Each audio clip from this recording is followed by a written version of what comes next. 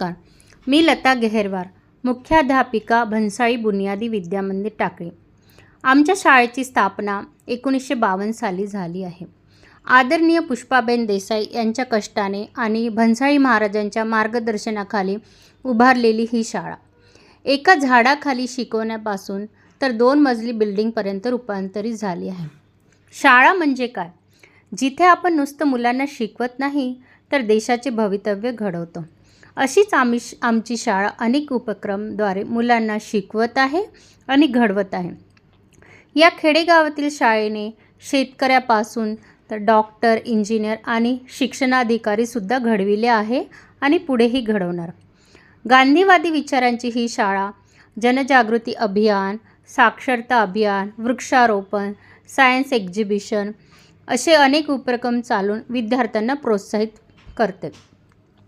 परसबाग ते चावडी वाचन अशा अनेक ॲक्टिव्हिटी विद्यार्थ्याकडून करून घेतल्या जाते, ज्याने विद्यार्थ्यांचा मानसिक व शारीरिक विकास होण्यासाठी फार महत्त्वाचं ठरते. अशी ही आमची सुंदर शाळा आज 75 वर्षामध्ये पदार्पण करत आहे.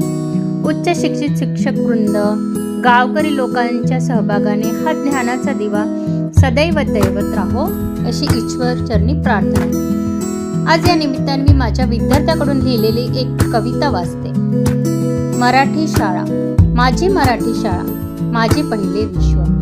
इथेच उमललेले माझ्या स्वप्नांचे सुंदर निळे आभाळ. या शाळेच्या प्रत्येक भिंतीत आठवणीचा दरवळ दडलेला आहे. गुरुजनांच्या प्रेमळ शब्दात आयुष्याचा खरा अर्थ सापडला आहे.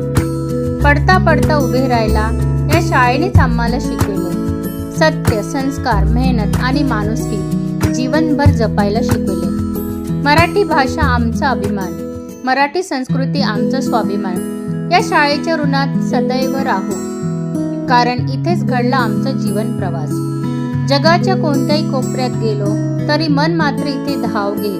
माझी मराठी शाळा, माझे मंदिर, तुझे ऋण मी कधीच फेडू शकणार नाही, तुझे ऋण मी कधीच फेडू शकणार नाही. धन्यवाद.